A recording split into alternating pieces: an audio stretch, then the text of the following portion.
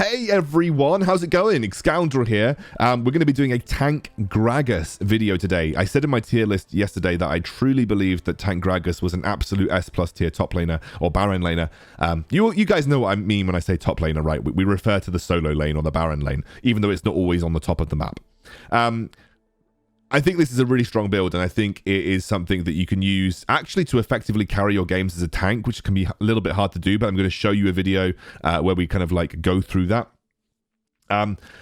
We have a build here. Before we get into the build, though, I'm going to say thanks to G2A for sponsoring the channel. And if you want to get involved in the skin giveaway for May, the details are in the description. But essentially, like, comment, and subscribe. It's simple as that. Okay, let's have a look at the build. It revolves around going Sunfire Cape or Sunfire Aegis into Spirit Visage, into Thornmail and Iceborne Gauntlet. Those are your 4 core items. Pretty much every game that I play, I will build Sunfire Aegis, Spirit Visage, Thornmail, and Iceborne Gauntlet. I'll always go for either Mercury Treads or plated steel caps with the teleport enchant. And as my final item, it really depends on the situation. You know, Warmogs, Force of Nature, Abyssal Mask, maybe some more armor like Dead Man's Plate.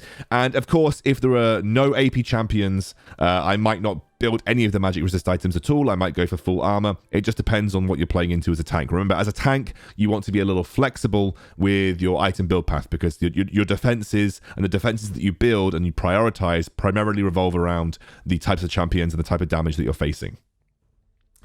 In terms of runes, one of the things that makes this so good is Grasp of the Undying. Every 4 seconds in combat, your next attack on a basic champion will deal damage based on your max health.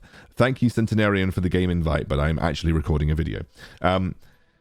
2% of your max health you will heal, and you'll also deal 4% of your max health as bonus magic damage. So you're going to deal a lot of damage, and you're going to heal based on your max HP. And because we're building a lot of HP into our kit right now, and Gragas generally has a relatively high max HP anyway, you're going to get a lot of value out of the Grasp of the Undying rune.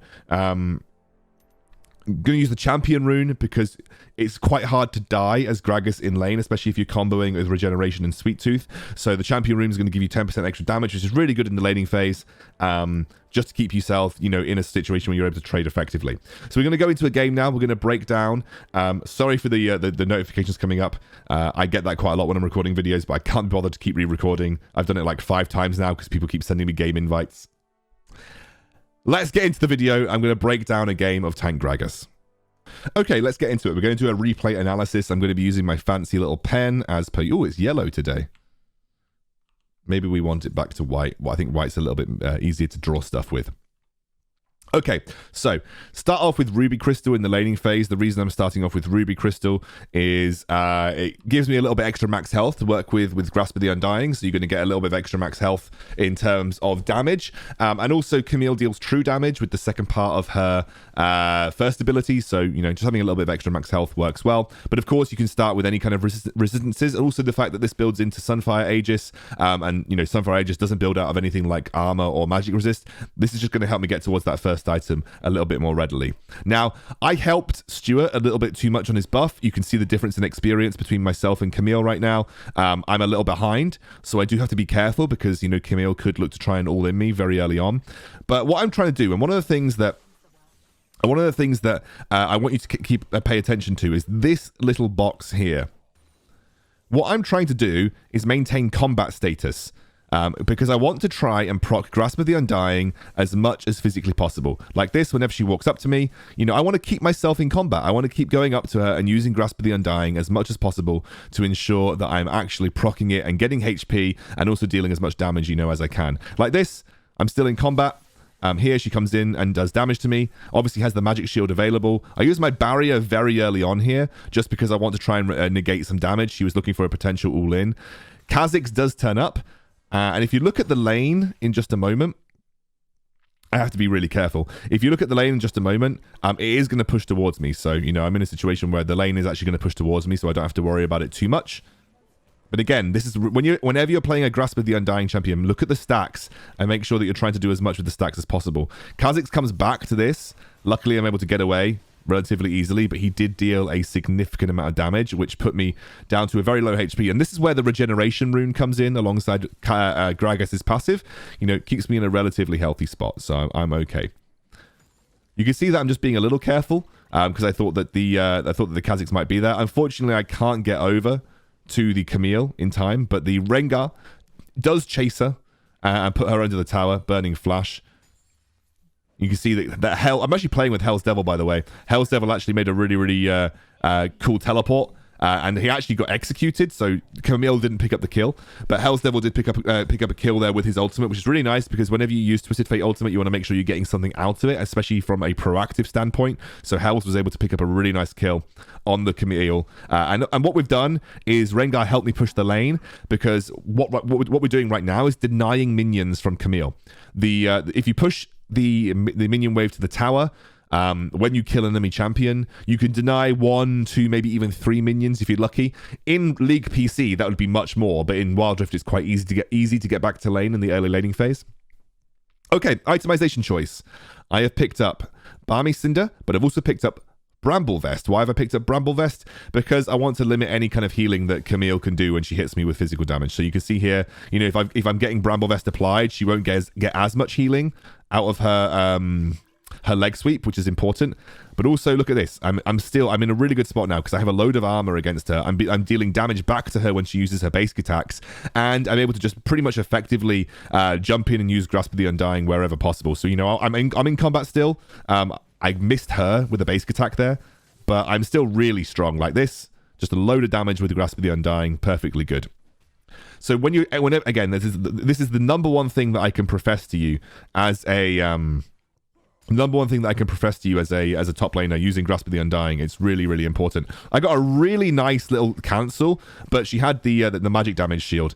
Now, Stuart killed her, but ends up dying anyway. However, it is kind of worth, because again, we're denying minions from her, which is perfectly fine. Like, I'm winning this matchup really hard right now, mainly because, you know, tank Gragas is quite difficult for Camille to take on in the early game because she doesn't quite have the true damage necessary.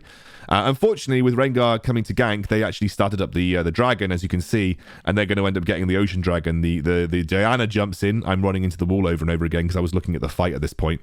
The Diana jumped in to try and find the fight. Luckily, no one died. It would have gone a lot worse if someone had died. And the only reason that I was walking over there is that if the fight broke out, I wanted to be there to try and influence it later on. But you know, no fight broke out, so it is what it is. I've gone for plated steel caps this game. Why have I gone for plated steel caps? Well, they've got Kha'Zix, they've got Jinx, and they've got Camille. And so, whilst Diana is scary, I'm not as bothered about her, as she's the only source of AP damage on their team right now, or at least any meaningful source of AP damage. So I'm happy to just let sort of prioritize the magic resist a little bit later on. So you can see Twisted Fate uses his ultimate to try and chase down the Diana. The Camille is kind of like walking over to see if she can have an influence here. And I'm just going to keep going for the trades. Like, I have another Grasp of the Undying proc. I've got 2 Grasp of the Undying procs. I'm going to get my 3rd one in just a moment. I thought Kha'Zix was going to jump on me, which is why I use my barrel there. I was using it as a defensive barrel. I thought I was just trying to stop Camille and Kha'Zix jumping on me. That's why I used a very defensive explosive cask. I think if I'd maybe like waited to use it aggressively, though, I might have been able to get a kill under the tower. That's like one reflection on that little play here. But, you know, you could see that even when Kha'Zix is ganking me, I'm still sustaining a crap ton of HP, and I'm still winning this matchup really hard versus the Camille. In terms of what I'm maxing first, I'm maxing my body slam first, if you notice. The reason I max my body slam first is I want to reduce the cooldown as much as possible, because tank Gragas relies a lot more on using his basic attacks and his Drunken Rage basic attacks in order to have successful trades. So I'm less about using my barrels because I'm not building any AP, so they're not scaling massively well. And I'm more about reducing the cooldown on my body slam to have it up as quickly as possible and as much as possible, because obviously as tank Gragas, I want to have that gap closer available whenever I can. The second ability that I'm maxing is my barrel toss, or rather my first ability, because that is the second ability is what we call a 1-point wonder. You don't actually get a cooldown reduction when you put any more points into it. You don't get a massive increase in damage, whereas you do with the barrel. So I'm going to join this fight here. Like, I'm actually really, really strong, really, really tanky, but as you can see here, I just use that ultimate to try and buy myself a little bit of time. I flash away from the Camille hook shot there just to make sure I don't get stunned up, because I may have died to the Kha'Zix if I did. But that was a really nice barrel. Just separated out the fight, allowed us to focus down the Diana. We take 1 kill, and that gives us enough time to go for the Rift Herald as well, which is obviously a really, really big objective to get for free. And that's going to allow us to open up one of the turrets on the map here. You can see that Lulu just basically inted. Because she just saw us do Rift Herald, and then she like went really aggressive in the mid lane. I'm not really sure what that was about. So first item completed. It's Sunfire Aegis. I'm really tanky now, and also with Sunfire Aegis, having the Bramble Vest are really nice too, because in an area I'm just going to be dealing so much damage to people. So that's why you max Body Slam as well, to keep yourself engaged with the enemy, to ensure that you're getting as much value out of your Sunfire Aegis as possible. And with my, with my empowered second ability, my empowered basic attack, I'm still able to clear waves relatively well. And Sunfire Cape's going to help me shove waves nicely too. One of the only drawbacks of tank Gragas is it's so slow to take towers compared to normal Gragas when you go for like Rod of Ages and you go for like Lichbane. It's very, very slow to take towers. So I backed here because we have 10 seconds until Drake. However, I have just seen Camille show up in lane, and you'll notice that I bought a very important item. I backed to buy teleport. I bought teleport because it means that I'm going to be able to go to this tower and defend it. But if I need to teleport for that Mountain Drake, I can. Now, Camille's going very aggressive here because Kha'Zix has randomly turned up. I have my ultimate available, but I messed it up. If I'd ulted Kha'Zix under the tower, I probably would have killed him. But with the fact that Kha'Zix just showed up in this lane, both of them just took a butt ton of HP to me. They're going to get the Mountain Drake for free. So Camille goes very aggressive here. I'm still feeling confident that I can beat Camille in a 1v1. Kha'Zix has just shown himself in the mid lane. This was actually a relatively risky little play from me, because if Kha'Zix had just like come back down towards bot lane and Camille had used her ultimate, we may have been in a situation where I ended up like dying. So it was a risky play from me, but I was doing it because if Kha'Zix did come to me, it would have been a free Drake. Turns out it was a free Drake anyway, so I didn't have to worry too much. And they get the first turret. But this is the sad thing about tank Gragas. You do like 0 damage to towers, and so therefore it's very difficult to actually get a tower take in the early game as a Gragas. Whereas if I'm playing AP Gragas with Rod of Ages, can actually do a significant amount of damage to the towers. So Camille turns up again. I don't actually back because again the sustain that I have with this build is really strong.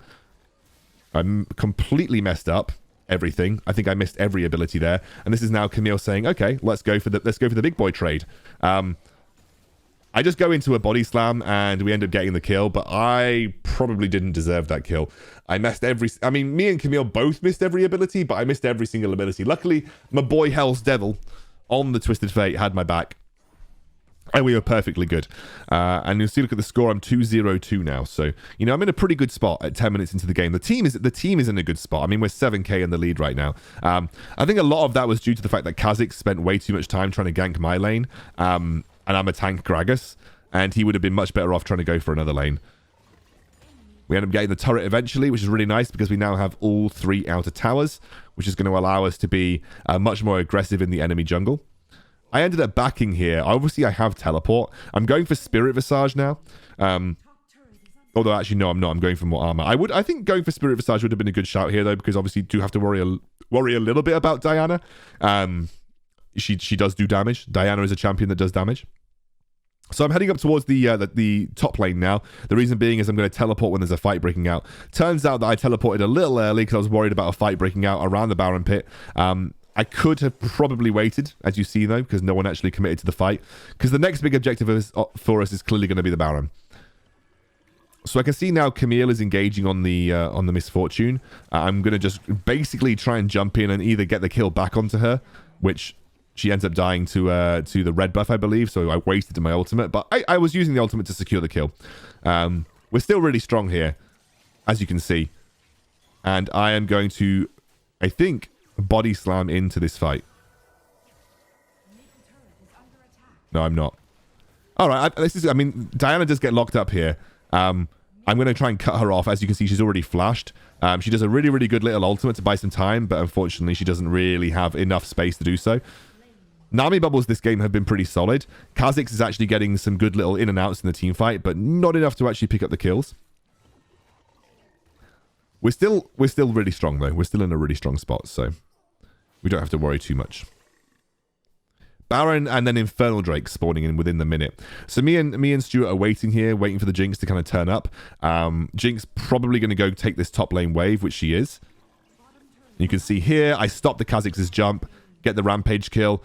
Jinx and Lulu both overextended. I'm going to use that in... I thought Jinx was going to walk a little bit further forward, so actually just ended up saving the Lulu's life. But it's okay. We kill the Jinx in the end. She dies to the Rengar, and that's 2 big kills before the Infernal Drake spawning too as well.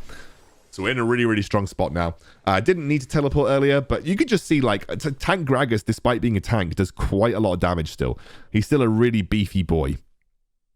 Okay, this makes sense. What I'm going for is the Iceborne Gauntlet. So I'm going for the Iceborne Gauntlet to ensure that I have, like, enough damage to sort of really be a threat in these teamfights. Sheen is actually an ability that works really well with your Drunken Rage. So when you have Sheen, having your Drunken Rage maxed is really nice. And the Infernal Drake has now spawned. What I'm actually going to do now is I'm just going to run Protection. So I'm just doing this to try and stop Kha'Zix potentially jumping in. So I'm going to ward all the areas that Kha'Zix would likely try and jump in from. You can see that Kha'Zix is sort of heading towards the Dragon Pit, and I'm just going to stop him from getting anywhere close to that dragon, as you can see. And I stop him from jumping again with my Body Slam, and he ends up dropping to the Misfortune Ultimate. So that was a really nice, like, interrupt from the Kha'Zix jump once more. And we have another little fight going on over here.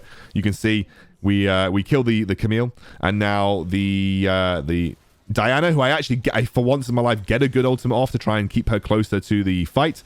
I can actually make this body slam, this tower dive happen because I'm really tanky, so I can essentially tank the tower for a very long time, and we just get a huge win. We get like loads and loads of kills in a small space of time, and that essentially puts us in a strong position to end the game, as you can see. We're pushing down the mid lane now. We've got loads and loads of kills off that engage. Don't even have to take the Baron to win the game. And we have 4 members down. And this is enough for us to go and end. I love stopping the Kha'Zix jump. Every time Kha'Zix jumps, I just stop him with the Body Slam. It's really sweet. And that's it. That's Tank Gragas. And I've played loads of him recently. I was one-tricking Camille. I know everyone's like... I was one-tricking Camille. Yeah, thank you for stop recording. I was one-tricking Camille, but yeah, I just like Gragas more. I just like playing Gragas more.